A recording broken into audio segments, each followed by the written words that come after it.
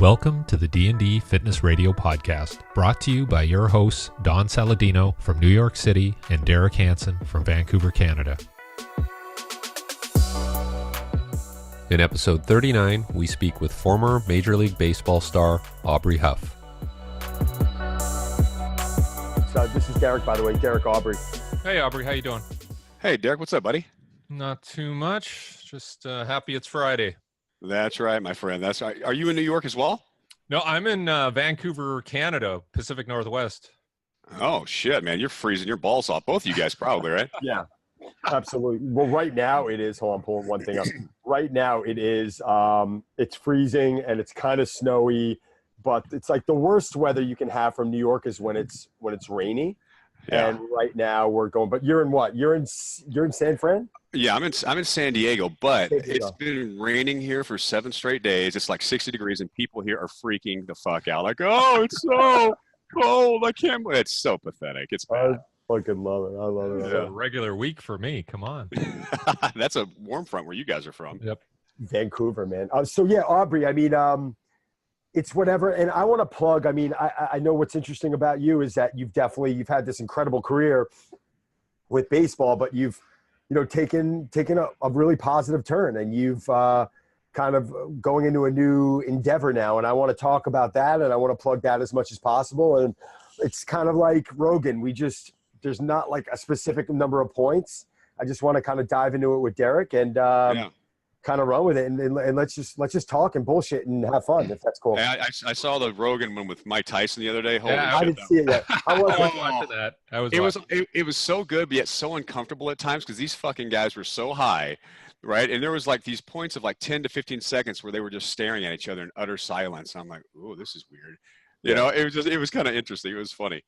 I gotta listen to it, but all right, man. So let's get cracking. So we've got Aubrey Huff on right now. God, you had what a 10-year.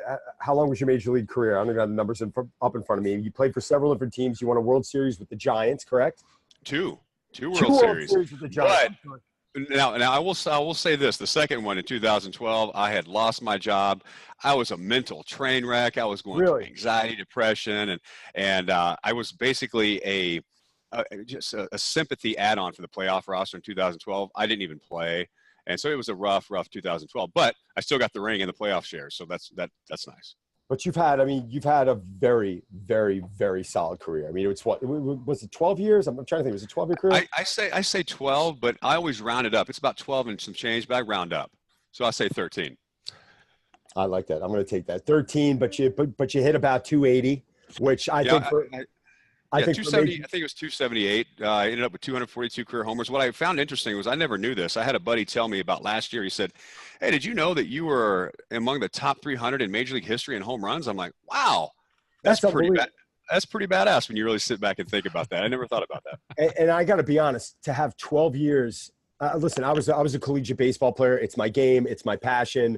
I was a Met fan, unfortunately, but looking, and I just pulled you. I literally just pulled your numbers up. Yeah, 278, 242, 904 RBIs. You played for the Rays, Astros, Orioles, Tigers, and the Giants. You were a 2-time World Series champion, 2010, 2012, Silver Slugger Award winner in 2008.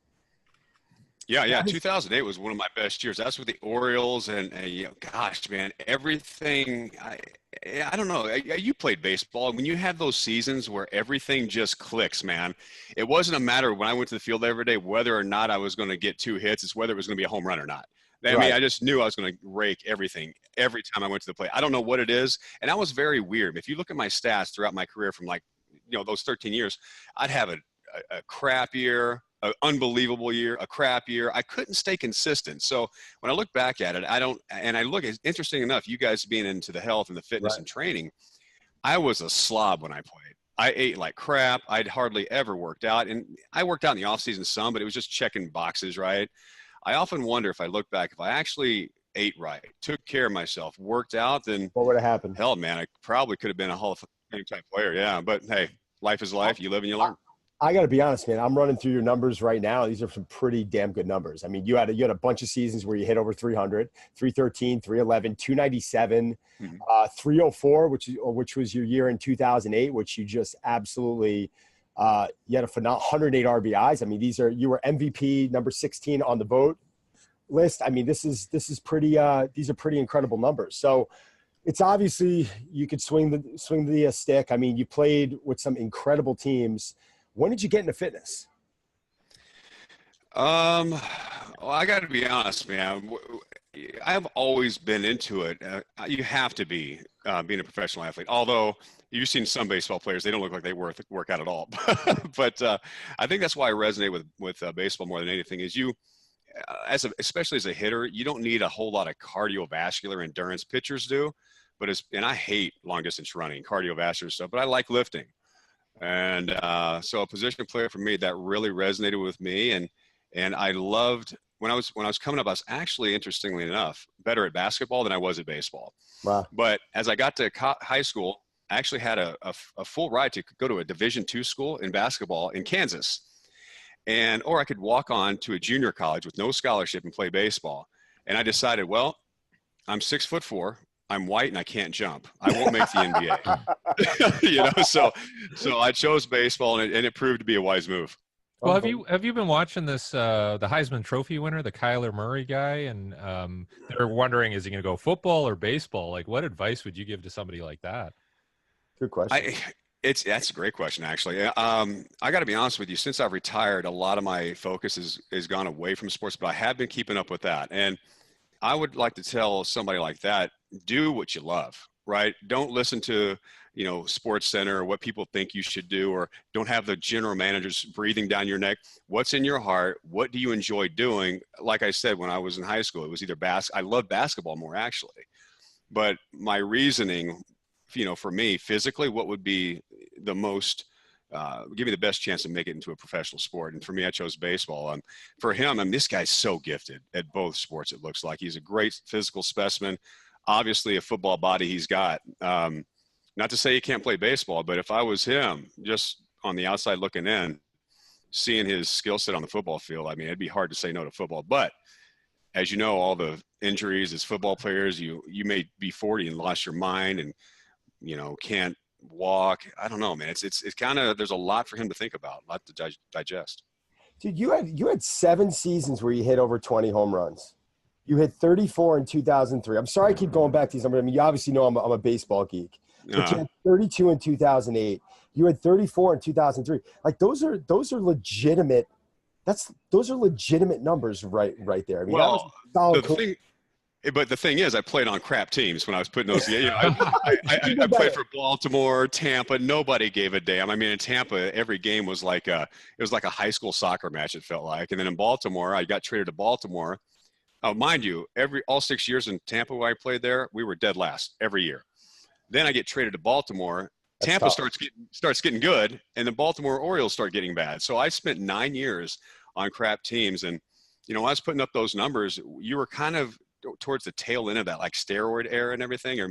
And so many guys were dropping 40, 50 home runs. So my 30 was like a joke, right? If I played in the 70s and 80s, I'd be an MVP kind of guy. But it's just the numbers these guys were dropping in that steroid era was a joke. It was crazy. I remember Brady Anderson. I remember watching him at Camden Yards. I think it was the first year Camden was open. I went to a game there, and he had hit his 19th and 20th home run in like the last game of the season. It was the last game of the season. And then I think a year later he comes in and hits or 2 years later, hits 50. And you're just sitting there going, how does this make any sense? It's crazy. Just everything clicks, right? And he's on the cover of Muscle Media 2000, and I'm like, this guy's a savage. What's this guy doing? What's his diet? I'll never forget that year too. I remember I was a younger kid, and it was before I even made the big leagues, I believe. And I remember seeing a Sports Illustrated magazine. He was on the front cover, and he was shirtless, riding on the rollerblades down the street. And I'm like. He was shredded. I'm like, oh my gosh. I mean, it was kind of a funny looking magazine, but it just goes to show to you, man, you just never know from year to year what's going to happen with these guys. That was really a wild. I mean, obviously, I don't want to sit here and talk about baseball the whole time, but that was really a wild time. It was like the Wild West because, like you said, guys started hitting 40 home runs, and it wasn't a big deal anymore. You're just like, if a guy hit 40 home runs, you're like, okay, like there's guys hitting 50 and 60 now, 70 now. It's like it's absolutely insane. But what's your opinion as for you've got a bunch of guys who are going to be coming up for the Hall of Fame ballots? And what is your opinion? Like, do you think, I mean, they're going to be put on the ballot, obviously. I mean, I think it really comes down to, do they deserve to get in? Do they don't deserve to get in? I mean, do you have or you just rather not answer? I would like to ask too, like, you hear this thing about, well, yeah, it wasn't really the steroids because you had to have the skill to hit that ball, and the steroids sort of help, but if without that skill you can't do it. Like, so there's all these arguments, and what are your thoughts on that? I don't think steroids helps you at all as far as hitting, hand-eye coordination, stuff like that. But what it will do, I believe, is keep you more physically fit, healthier out there, able to withstand injuries better, be able to stay on the field longer. Barry Bonds, I'm sorry, I don't care if he's guilty or not. What he did in those years that he did what he did, first of all, you got to think about it. He walked over 200 times a year. Every time he went to the plate, he had no clue a pitcher was going to pitch to him. Right. And when he did, he didn't just hit a single. He hit a home run. I can't imagine going up in the batter's box, wondering if a pitcher's going to even throw me a strike, and then just be able to react and not only just hit a single, but launch it down the line. In one of the hardest hitting parks in baseball. It is 421 to right center in San Francisco with a thick marine layer. When I signed there, I thought to myself, my career's dead. I'm done. I won't be able to hit here. I was able to pull a few down that line, but I hit most of my home runs on the road. But what he did in that stadium was absolutely unearthly. I just quickly pulled up his numbers because I want to see it. Walks. They're all in black. He had 232 walks in 2000. Yeah. You get 600, 700 at bats a year. So you're walking almost like a third of the time, damn near. And the numbers he put on the 73 homers, just the sheer hand-eye coordination that he showed, it was, a guy's respected is when bases are loaded and a manager will walk you just to have a run come in, right? I mean, I'm going to run off some quick numbers and then we can get off baseball if we want to. But you're like the Moneyball data guy. I love it. I can't stand it. From 1990, he went home runs 33, 25, 34, 46, 37, 33, 42, 40, 37, 34, 49, 73, 46, 45, 45. I mean, that is absurd. And to walk that many, the one thing Canseco said, and I did read his book. I don't know if you read his book. I read it too. It was outstanding. So how can you not? I read his ex-wife's book too. It was even better. Oh my God. That I haven't read yet. That I'm going to pick up. But his book was phenomenal. But I remember him talking about how he's like, I love fast cars and fast women. And I got pulled over in a white Testarossa doing 200 miles an hour in Miami with a gun under the front seat. And I'm going, fuck, I love this guy. I was like, dude, I got to tell you, I played with him in Tampa. I was a young kid. I just got called up. He was with the Rays at the time, and holy shit! I'm sorry about that. No, this guy. This is the baseball guy coming out in the locker room. Come on, bring it out. This guy, no kidding, Canseco walked in. The first time I ever saw him walk in the clubhouse, walked right in front of my locker. He was stuck in the 80s, right? He had this Zach Morris cell phone. He had frayed blue jean shorts, wife beater. I love him. Greasy black hair, slicked back, and his tan was so fake and sprayed, it was unbelievable, right? Love him. And I have another great story about this guy, right? It's unreal. This is like the third game I was playing, right? And I'm playing third base at the time. I just broke my bat, went into the training room. He's DHing. Now he's obviously not playing on the field, so I'm taping my bat in the training room. He's on the cell phone in the training room talking, and I'm taping my bat as I'm watching the TV of the game. Jose's on deck. And he's on the cell phone. And I go, hey, Jose, you're up, man. And he goes, oh, hey, hold on a second. I'll be right back. Don't hang up. Sets his phone down on the training room table, runs out, and I follow him I run. I got to see what's about to happen. He gets right up, right in time, doesn't even warm up, picks up his bat out of the thing, didn't even get loose, goes right up, first pitch. Boom, laser off the left center field wall, and he's at second, standing at the second base, shaking his head like it should have went out, right? Right. And I'm thinking to myself, oh my gosh, he comes right back in after the out goes. And I'm sure he went right back in the trainer and came right back off. Yeah, It was unbelievable. He was unbelievable. But yeah, so we're going to come up on the time where a lot of these guys are going to start hitting the ballots. And I completely listen. It's in an era, like bodybuilding, for instance. I always bring bodybuilding up because everyone was doing it. It was like almost everyone's doing it on the stage. It's not really cheating. Like I've never taken performance enhancing drugs, but it's just, I mean, I was just one of the lucky ones where I decided not to really jump into it. But, everyone at that era was actually doing it. So how is it really skewed? Maybe lifetime numbers it skews, but you can't take away a player like Roger Clemens, the ability, a player like Barry Bonds, the actual ability, like whether, Alex Rodriguez, great ball player. Like, I don't know if his off-field antics were there's certain things about it that you kind of roll your eyes to, but these were great ball players. And I'm curious to see when we kind of approach that time, what's going to happen. Well, I think these guys, without the steroids are Hall of Fame players anyway, even if whether they did or didn't. I believe that Alex Rodriguez would have been a 500 home run guy. Did he get a little extra? If I don't know. I mean, who's to say what he did? I mean, I don't judge these guys because I've met pretty much all of these guys, and they've always treated me with the utmost respect. And it did kind of piss me off as a player, though, too, because I got to a point where I was hitting those 30 homers. These guys are dropping 50 a year. And in the back of my mind, I'm like, well, if they're doing it, maybe I should level the playing field. Right. And I thought long and hard about actually taking some in the off season. And then I realized, man, if this is just a game, at the end of the day, we don't know what this stuff's going to do to you long term. Right. And I didn't want that kind of that guilt, and I wanted to do things the right way. And by and large, although I did drink a lot of booze and eat like crap, but I was the Babe Ruth type of player, right? Where I didn't get a lot of sleep. I drank a lot, and I didn't take care of myself. So I wish I would have now looking back at it. But hey, you live and learn. I think it's interesting. I mean, going from baseball now, I mean, you pivoted. I mean, I think how I would rate your career, I think it was phenomenal. I think you had a phenomenal career, looking at your numbers, looking at what you did, going from being on some shitty teams, finishing, you said it wasn't on a high note, but you won a World Series your last, 2 or 3 seasons? 2 of your last I won it in 2010 and 12 for the Giants. Right, so fantastic. Some guys, some amazing. I mean, one of my all-time favorite ball players, Ken Griffey Jr., will never won a World Series. He never even made it to the World Series. Did he?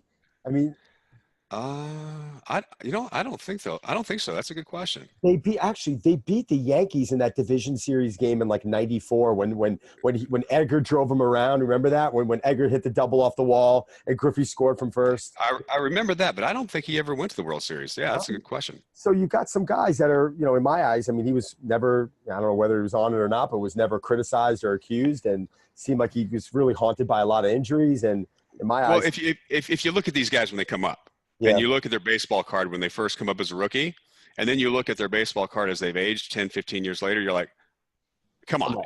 Come on. Like, you see Mark McGwire when he came up. You see his rookie baseball card. He was a big guy. Yeah, but he wasn't that big. He was. I mean, he was 6'6", kind of thick, but you see him he looked like one of those. Remember those old school video games with the softball guys that were like the arcade game, and they were just so monstrously big, and they were just jacked. That's what he looked like at the end of his career. I don't know how you could physically. I don't care how hard I lift or what I eat. I could never ever get that big, and I have a pretty big frame. I'm 6'4", 225. I can't add that kind of mass on, no matter how hard I try. Listen, I've been training for 25 years, as hard as you can train. I've been eating for the last 15 to 18 years, as good as you can eat, or at that time. And, I'm 210, 212 pounds. Like, there's only so much weight you can put on a frame naturally. And when someone sees someone else put weight on in their 30s, 40s at a rate that's really fast, that's an indicator that you got some help.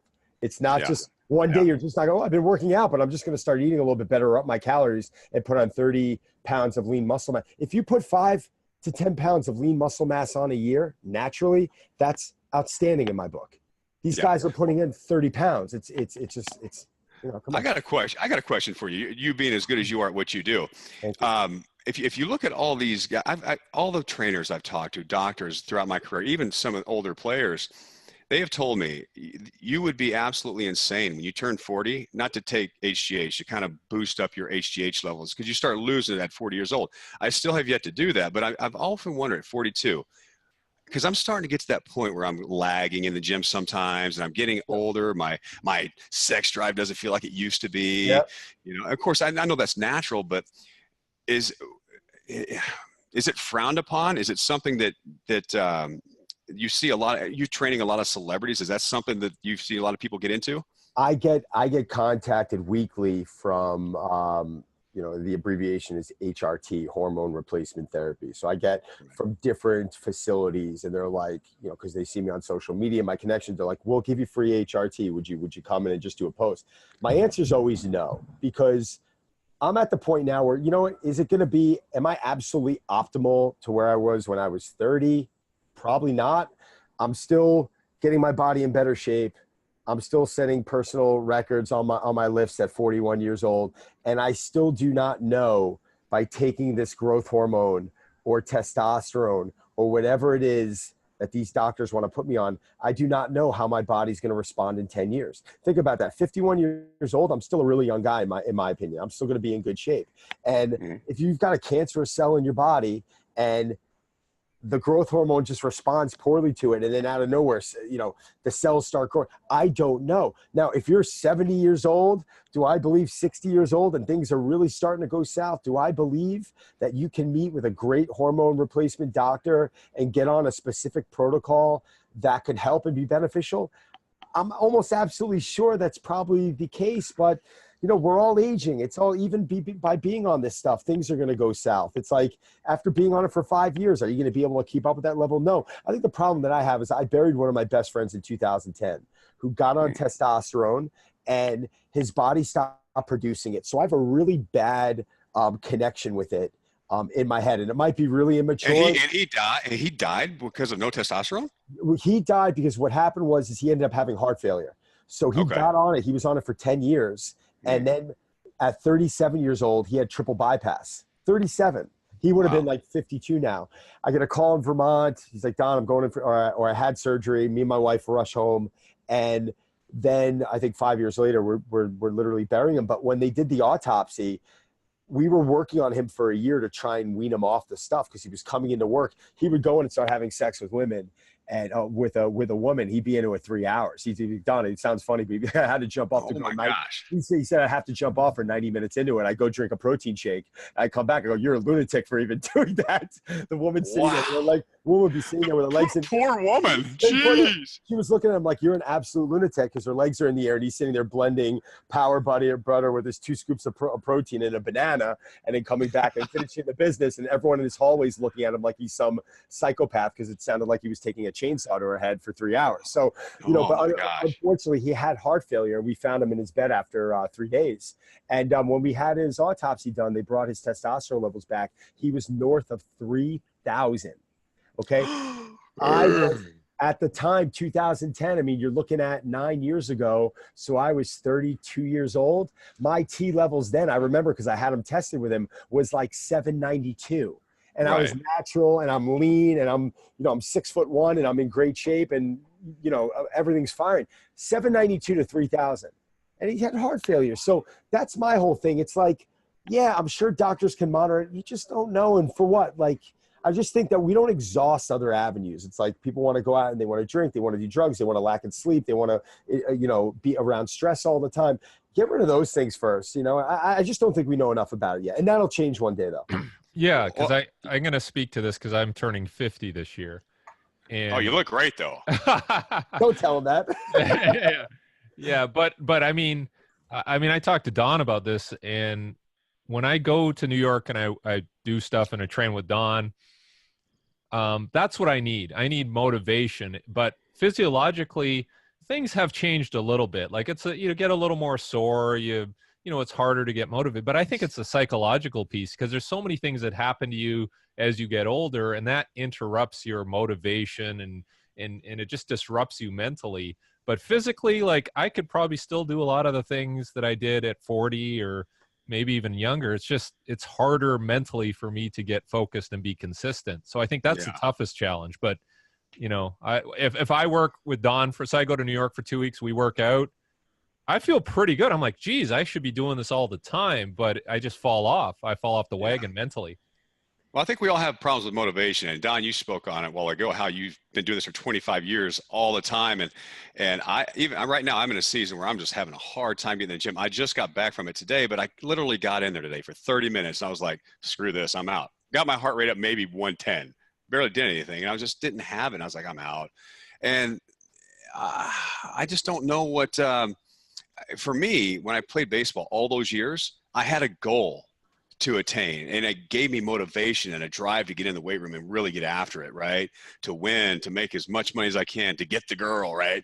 And yeah, now that I'm older, right, and I don't have that baseball to look to, like you train all these celebrities getting in these roles for these superhero movies, that'd give me an amazing goal to be, oh yeah, I got to look jacked for the camera. I don't have that in my life now. I'm literally going to the gym just to stay in shape, right? And so that's where I struggle motivation wise is when you retire from a professional sport, trying to find that, you know what I mean? Yeah, I mean, I think my recommendation, Derek, I want you to put your 2 cents in on this also is, you know, a couple things. One, you've got to train in a way that's very smart and intelligent, but you also got to do what you enjoy and what's fun.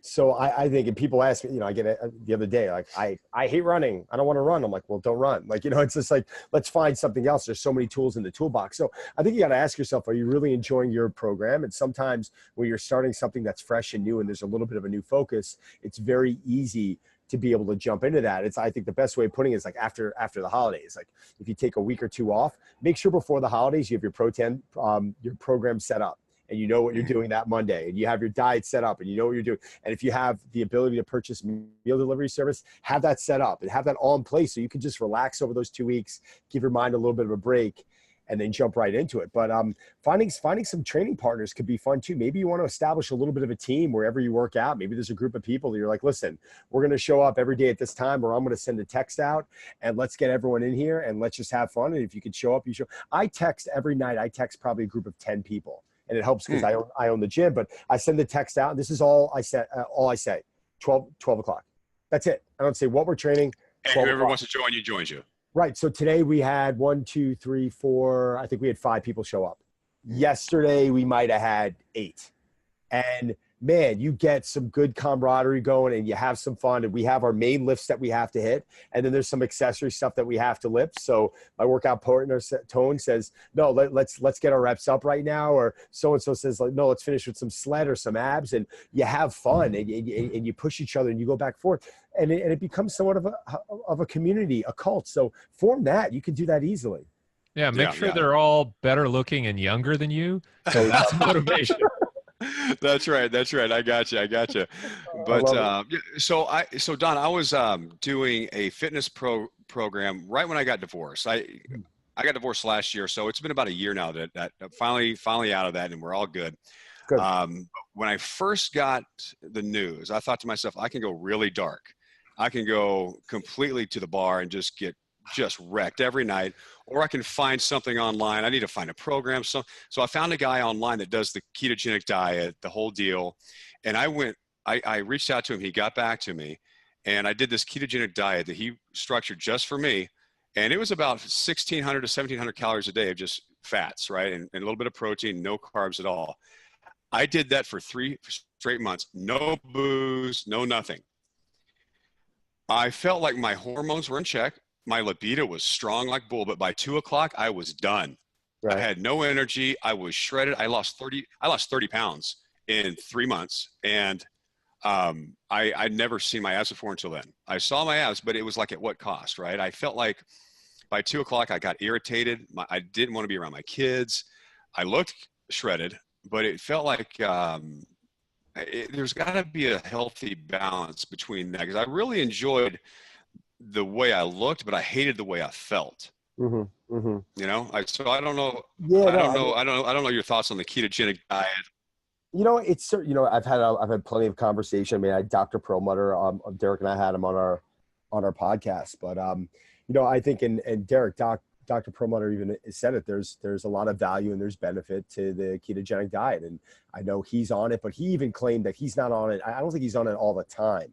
And I think these diets, when you're really, really calorie restricting, because you are, I look at it as lighting a fire. If you start restricting wood on that fire, the flame in time is going to burn lower and lower. And what's all shiny and new on day one, it's like vegans.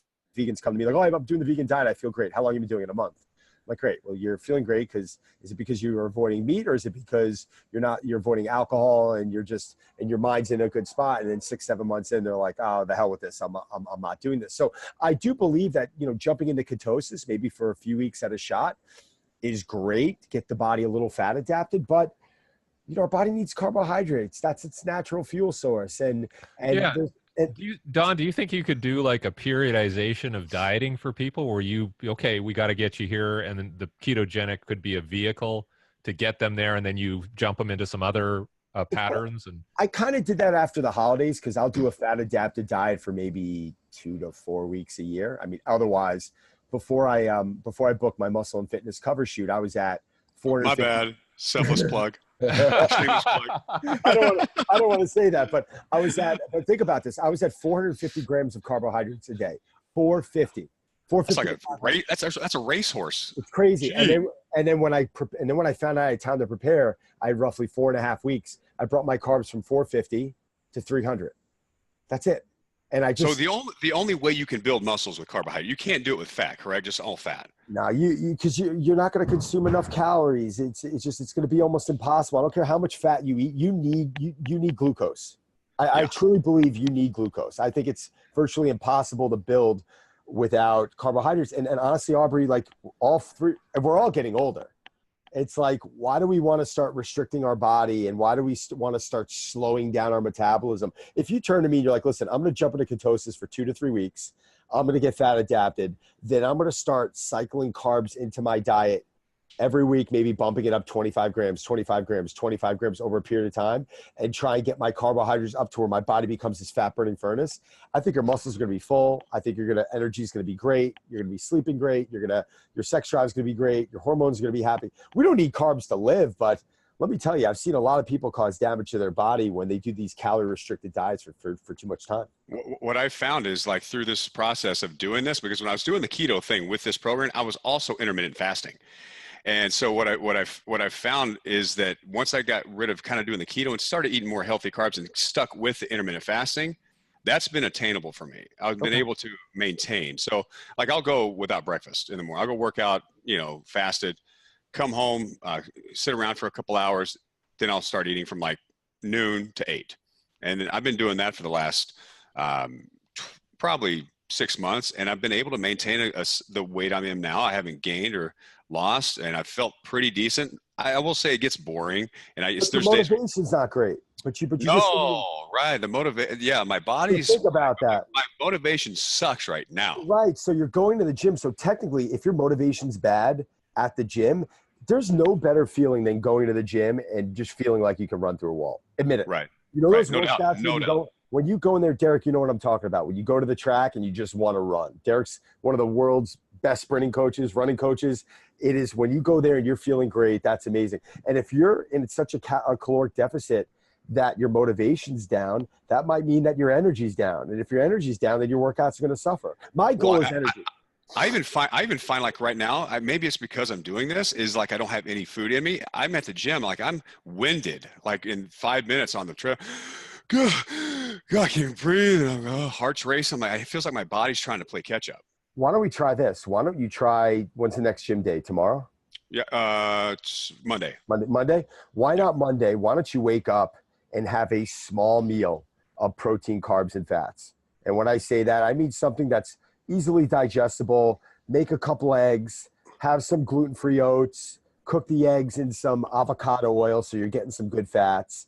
Don't go overboard. Like, you're not used to having breakfast. I might have like 3 eggs and like a half a cup of like gluten-free oats, and put that down. Give yourself an hour and a half, have a cup of coffee, go to the gym, and see how your body responds. You might go into the gym and your body just might start utilizing that glycogen, and you might out of nowhere get this upkick in energy. And that's what I'm trying to say about diet. We overstay our welcome with a lot of stuff. We start something, it works, you love it, and then at a certain point, it just stops working. That's just how it works.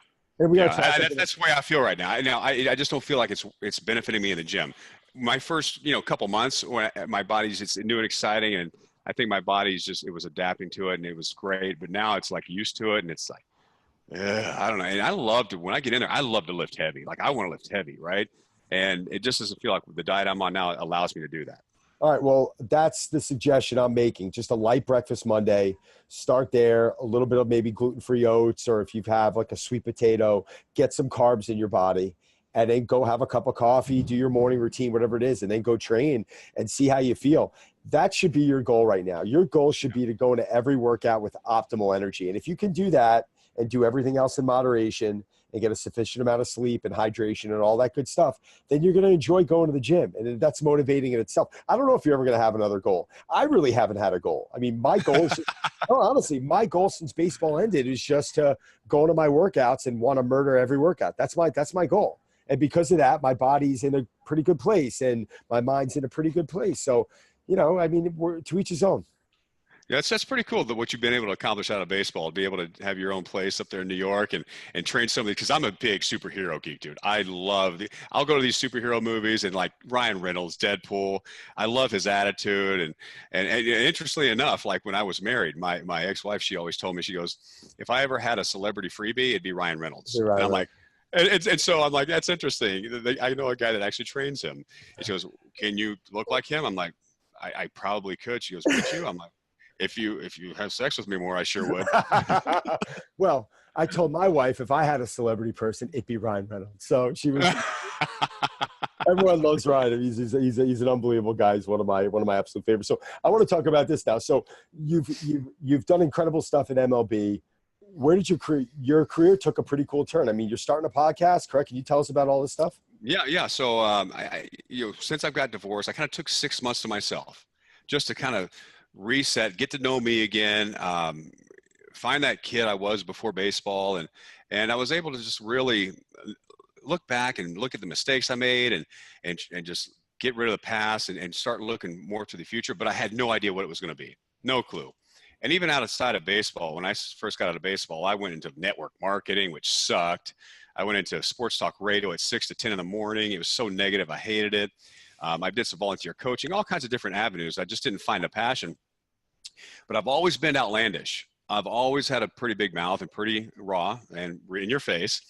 And a buddy of mine's like, hey, you should start writing a blog, because I'm pretty conservative in nature when it comes to politics and stuff like that.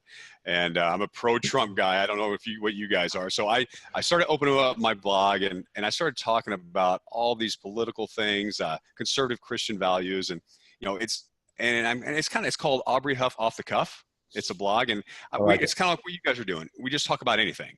I could blog about motivation one week, and then I could blog about Trump the next week and how he's doing a great for America. And people are like, what?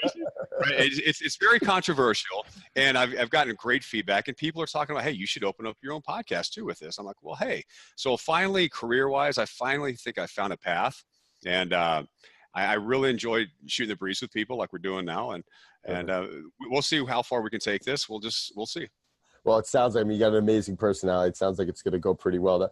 Getting into politics, because I don't like talking about politics a lot because of my business. I've got a lot of Democrats and a lot of Republicans, but you know what? A lot of actors. A lot of actors. But what I can say is this: it should be a conversation that you can have. And sure. I get a little. The only thing I really get a little bothered by is whatever your political views are. This is a free country. And we have rights to, be able to make our own decisions and have our own views. And, you're pro-Trump, great. And if you're not, then great. And I think you should be able to sit next to someone who has different views than you do and have a mature conversation. In the city, it's gotten so bad that I'm walking down the street, people are literally almost fighting with each other. Occupy Wall Street's trying to attack you, or I'd be coming home and they would, they'd see me driving an SUV and they'd be literally running at my car like, boo, oil, like, screw you. Like I'm like, listen, man, like, don't like it, and then you have these actors getting on, the radio complaining about oil, and then they're flying on private jets. And I'm just like, what's going on here? Right. It's like, it's a complete mess, but we just can't have the conversation anymore. And it sucks. You're right. I have great friends that, that are diehard liberals, like Rocco Baldelli. He just got the managing job for the Twins. Yeah, it's awesome. I'm always with him. You know, we're texting all the time, and I'll send some pro-Trump tweets, and he'll be like sending me, you know, this guy's a jackass. You know, he'll just send me back some.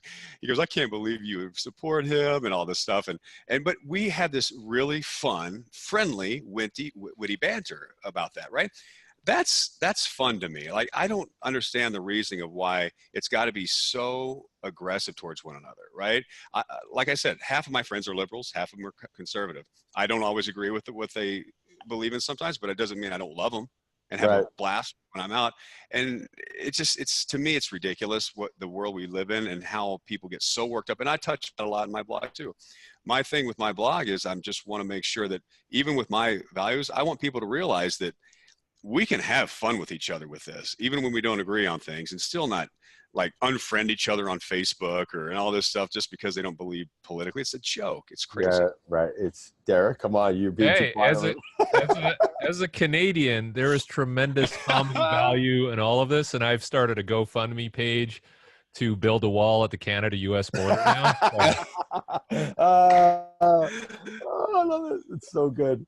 It's so good. But you know, like, come on, you know, it is a very tough topic. So I've learned now just to keep my mouth shut and not even, because you just don't know who you're offending, and you know.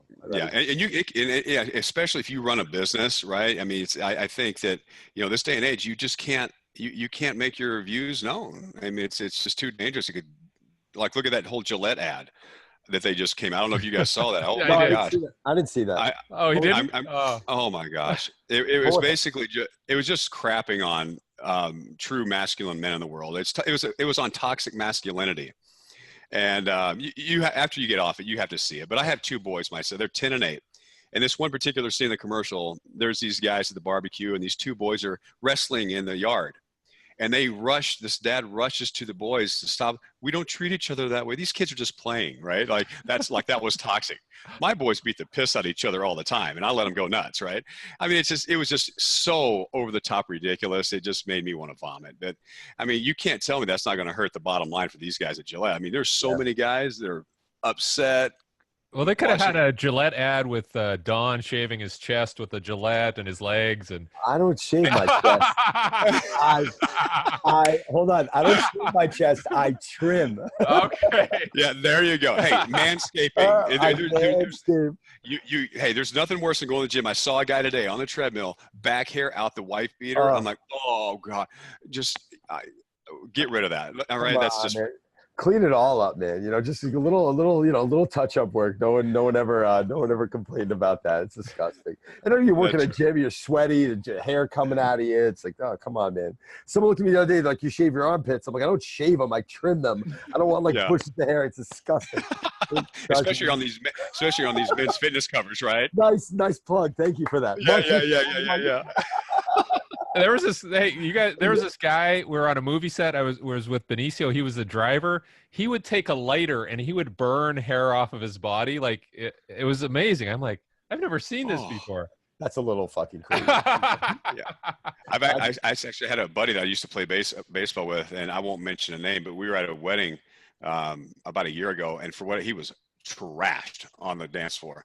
He shreds, and this guy's always hairy. He shreds off his shirt, and like you said, there, he took a lighter and just started burning his chest hair in the middle of the floor. The entire room smelled like just burnt dog hair. It was disgusting. It was awesome, very manly, but also very disturbing. The whole place just stunk the rest of the time. It was very, very disturbing. Baldelli's a young manager, isn't he? I mean, that's he's young. The youngest manager ever in Major League history. I believe he's 36, and he came up with me as a rookie. Good athlete. Unbelievable. He was deemed the next Joe DiMaggio. The kid, when he was rookie, I think he was first month, he hit like 350. He could hit a ball to shortstop on one hop and beat it out to first. He ran like a deer, had ridiculous lanky pop. He was going to be a great one. And then he had this muscular disease that he just couldn't bounce back from, that he still suffers from today and will the rest of his life, that took him out. And so he was able to get a job. He was able to get a job with the Rays as a front office kind of guy, a scout and everything. And he just stuck into it. And this offseason went to do the interview with the Twins and got it.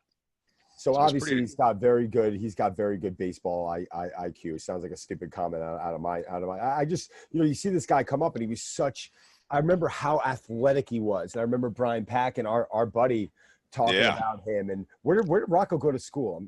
I'm trying to think. he was in Rhode Island. They call him the Woonsocket Rocket. Wow. He was 6'4". I didn't realize he was that tall. And his career was only 7 years. Yeah. Wow. Oh, he's a big guy. Wow. I didn't realize that. Yeah. 289 the first year, career 278, but it seemed like he only had 1,910 at bats. That's not a lot. I think after his first or second year is when he started feeling off and always lethargic, and he finally went in one day and they found some kind of, I can't remember what he said it was, some kind of muscular degenerative kind of disease, and it's not fatal or nothing, but it's just allowed him not to play. Well, I mean, it 2005, so it says did not play in major and minor leagues, injured, and then he came back in 06 and just kind of, I guess, fought to get at bats, like a 364, 137. Yeah, he bounced. He bounced around for quite some time, but I couldn't be more happy for the guy. He's a great guy. You feel for him because he, coming up, he was one of the Baseball America's top prospects and a can't miss guy. And I guarantee you, he would have been a really superstar type player, perennial all-star. But hopefully, if the baseball gods are just, he'll do great in Minnesota and do some great things there. I love that. 37 years old. Who was your team growing up? I was a Texas Rangers guy. I grew up in Dallas, Fort Worth, and you'll love this. So my dad, when I was 6 years old, he was murdered in Abilene, Texas, right? And got shot by a crazy lunatic with a gun. And so I grew up without a dad. My mom worked at Winn-Dixie, couldn't support me and my sister. And so I grew up west of Fort Worth, a little town called Mineral Wells. And I remember she took me to feel better after my dad died to a Rangers game when I was 6. And I remember looking at these gigantic guys and walking by me during batting practice. I'm like, I want to be one of these guys, right? And I played t-ball and stuff like that, but I really wasn't whatever. I didn't know. And I walked away from that game that day in the car on the way home. I said, Mom, I know what I want to be when I grow up. At 6 years old, I want to be a Major League Baseball player. And when I do that, I'm going to buy you a house and a car. And she goes, that's sweet, honey. Later, I kept hounding her. 3 years go by, and I wouldn't let it go. Finally, in Christmas, my birthday is on December 20th. Christmas is 5 days later. My birthday, I got like a bag of Pringles, right? That was it for my birthday. What in the world? What's this? And on Christmas morning, everybody's opening their presents. My grandpa, my grandma, my sister, my mom, the whole deal. I don't have one present. All the presents are gone. I'm crying, losing it.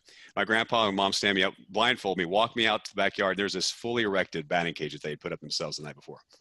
And got me a batting cage, a pitching machine, and an automatic ball feeder. Amazing. I spent every day from the day I was that age till I graduated high school hitting 200 balls a day every day. And every time I would hit one, I would pretend I was hitting a World Series home run in Arlington Stadium. And so you fast forward to 2010, who we playing as the Giants? I'm playing the Texas Rangers. Wow. I strode up in the bottom of the third, top of the third inning, runner at second, one out, first pitch, home run right down the right field line, like I'd imagined as a kid thousands of times. It was so surreal, man. When I hit second base, I don't remember hitting second to when I got into the dugout. I'm like, what? Just, it was like an out-of-body experience, right? Numb. Yeah, numb. And of course, after that World Series and all that, after I made some money, I did buy my mom that house and car. So I tell people that story all the time. It's a really cool story.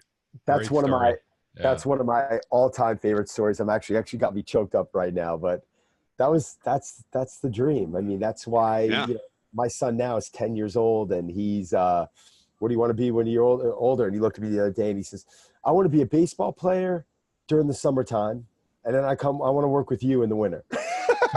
there you go. There you go. I'm laughing. I'm like, Donnie, you got a plan. I'm like, if you're a baseball player, you won't need to work with me. Don't worry, and I'll be working for you. It'll be all good. But okay, how old are your kids?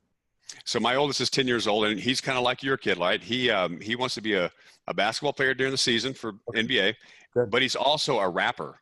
This kid will go in his room for an hour. He'll rip off about 3 or 4 pages of raps that are unbelievable. It's unbelievable. He'll listen to like Eminem, the clean version, and get all these raps in his head. And he'll come out, and we'll walk down the street to like Pizza Port, and he'll rap with a beatbox, and he'll rap in front of all these people outside at Pizza Port, and they'll like clap for him. He's really, really good. It's pretty amazing.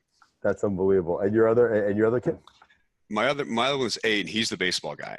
That guy drops bombs. He played under last year. I brought him up a league up because he's so good. And he hit middle order for me. We won the championship. And he won MVP. He's a stud. Oh, he's a stud. He's a stud. He's a big kid too. He's 8 years old. He's probably 5'3". He's just a monster. Do they ever? I mean, obviously they never, unfortunately, were able to watch you play, right? But yeah, they were there, but they were so young. They didn't. Yeah. Yeah. Do they ever watch? They ever watch old videos? They ever like go back and try and check out Dad, or are they not there yet? Yeah, not really, man. I had to, like, for my oldest, I had to beg him to go play baseball. He finally gave up on it. He just doesn't like it. I figure I'm not going to push a kid if he doesn't want to do it. What's the point? But my youngest still loves it. But for whatever reason, he doesn't really like going to the games. He's kind of like me. I hate it. I hate going to the Padres games and watching Padres. I don't even like going to the games live. I hate watching it on TV. I just like to play it. Right. I don't know, for whatever reason. It's baseball to me is very boring, very slow.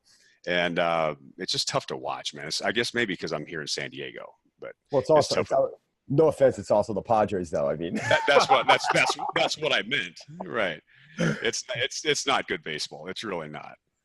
San Diego, though, wow, one of the most. If I had to choose, Derek, how many times? I think I've told this to you a couple dozen times. Any place in the country I choose to move to, it's San Diego. Yeah. Well, you're a Mets fan. That's why. I'm a Mets fan. Well, if you can afford to live in New York, you can afford to live in San Diego. So yeah, I tell people here, man, the cost of living here, it's like $4.50 a gallon for gas, and renting a house is like $5,000. It's a small house at that. It's tough, man. All right, so now we have got 50. I can't believe we already went 50 minutes. Aubrey, we could keep you on for 2 hours, and we're going to respect your time because I can't thank you enough for coming on. But you got to answer 2 questions for me right now. And if Derek's got 2, throw it out at him. Who's your favorite ball player of all time? Nolan Ryan. Of course. Nolan Ryan. Back in the day, I was able to actually, I had tickets to his 7th no-hitter, but my mom was running late from work and had to work late. Couldn't go. Broke my heart. I missed his 7th no-hitter, but he was, dude, in Texas, he's the alpha male, right? That's the guy in Texas. He's a legend. And, it was funny. In 2010, when I hit that home run I was telling you about, I remember looking over at their dugout. Who was sitting next to their dugout? Nolan Ryan. And I remember him looking like at the scoreboard, shaking his head. I made Nolan Ryan shake his head. It made me feel so good. By the way, and he kicked Robin Ventura's ass. Beat the piss out of him. Beat the piss out of him. I often wonder what Robin Ventura was doing. It looked like he slowed down and just inserted his head into his arms. Like, what are you doing? By the way, listen, Robin Ventura was a great Met, but like, what the hell are you doing charging Nolan Ryan? That's like charging the Pope. Leave him alone. If you watch the replay, halfway to the mound, you almost look in his eyes like, oh my God, what am I doing? I think he was so mad, and he's like, I'm charging. Oh, I'm screwed. And then he just folded into his arms. Just go ahead and beat the piss out of me. Right. The thing about Nolan was just kind of sitting there like, all right, come on. He was just like, most guys get like nervous. Nolan's like, I'm going to whip your ass like you're some steer in my. That's exactly right. He wrestles steers in the offseason. It's like Madison Bumgarner for the Giants. That guy wrestles steers in the offseason. We have wrestling matches when I played with Madison Bumgarner daily. See who could take him down? Nobody could take him down. That is the most strongest, manly guy you'll ever meet. Athletes have man hands. Last question for me, and I want to hear what Derek has. If you weren't a ball player, what would you have done? Oh man, probably oil rigs in Texas. Probably something like that, something small like that, or bartender. I can't. I mean, honestly, I never, when I was a kid, I had a plan A. It was to be a Major League Baseball player. I hear parents tell their kids this all the time: have a backup plan, have a plan B. I always say that's BS, man. That's just the easy way out. Have that plan A and go for it. So I never really thought about that. Almost now kind of wish I might have, because now when I got out of baseball, I had no clue what I did. I kind of floundered for a while, but know what you love in your heart. I don't care how much you make at first, keep grinding at it, because you won't be happy unless you do what you love. Couldn't agree with you anymore. Derek, come on, baby. Hey, Aubrey, I do some work with the Kansas City Chiefs. Are you a Patrick Mahomes fan? How can you not be? I mean, my gosh, what? And what I love more about this guy more than anything is not only the talent, the things he's done his rookie years. He's just so humble, right? You see what he does. He's just humble. He's not outspoken. He's not brash. He doesn't rub it in your face. He just goes out there, does his job, and you can tell he loves what he does, but it's not over the top. There's so many guys that I watched in the NFL. It's choreographed, celebrations in the end zone and with selfie celebrations. And, I grew up in the days with the Dallas Cowboys with Emmitt Smith and Troy Aikman and Michael Irvin. And Emmitt Smith would score a touchdown. Here's the ball of the referee. Awesome. I just love that. When an athlete expects to succeed, they just act like they've done it before, and it's not a big deal. Now these athletes, they showcase and showboat like, oh my God, I scored! Woo! Let's see if I can get on social media. And they act shocked when they score. It's like, it's crazy to me. I don't know. Yeah. Well, another question I had for you is what do you tell young people and parents, especially the baseball crowd, about what they need to do if they want to make it to the pros? Because we see this early specialization, and with throwing the baseball, you're having these surgeries at young ages now. How do you tell them to be well-rounded but also work on these specific skills? Yeah, that's the biggest thing, man. Today, so many parents ask me, hey, Aubrey, should I put my kid in travel ball? I put my oldest in travel ball, and by the end of the year, he was burned out, didn't want to play baseball no more, and I didn't even want to coach no more because I was burned out myself. I think in a day where these travel ball teams are so monopolized, it's a business for these guys that have never played baseball in their life. These coaches that maybe played Little League themselves. It's this big money making industry, and it's dangerous for baseball players, especially pitchers like you touched on. I believe in having kids play the seasons, play basketball, play soccer, play football. But unfortunately, I was talking to a parent the other day that has a high school kid that plays baseball. We were having this discussion. He said, Aubrey, you cannot be on the high school baseball team as a kid unless you play travel ball. I'm like, what? That's the kind of way how competitive it is nowadays with even sports in high school. If you don't play travel baseball, you won't be good enough to play in high school. And to me, it's ruined the innocence of the game. To me, it's turned into a business, and to me, it pisses me off, actually. It's also ruining young athletes. Sure. Anyone who knows anything about strength and conditioning, it's like if you want your son to be a professional golfer, first of all, reassess your viewpoints, because let him be. But by making him play golf all year long at 7, 8 years old, and I bring golf up because we run a golf facility upstairs, and that's a completely other story. But let him kick soccer balls and let him sprint and throw med balls and have fun and swim, and just let them be athletes. Let them be good athletes. Let them be kids. I mean, let kids be kids. They have plenty of time in their life to take sports seriously. If they love it, they'll love it when they're 15, 16, 17, 18 years old. Right? That's not going to go away. So I caution parents all the time, be wary of these travel ball coaches. They will take your money, not care, burn your kid out on the pitcher's mound. Before you know it, he's 19 years old, Tommy John surgery, and career over, so. Terrible. Awful. Yep. Well, listen, like I said, Derek, Aubrey's definitely one of my favorite guys that we had on. We could have talked to him spoken to him for hours. But Aubrey, can you tell everyone again, mention where they can find you and your podcast and your blog, and just give all that information, because I know everyone's going to be pretty pumped up.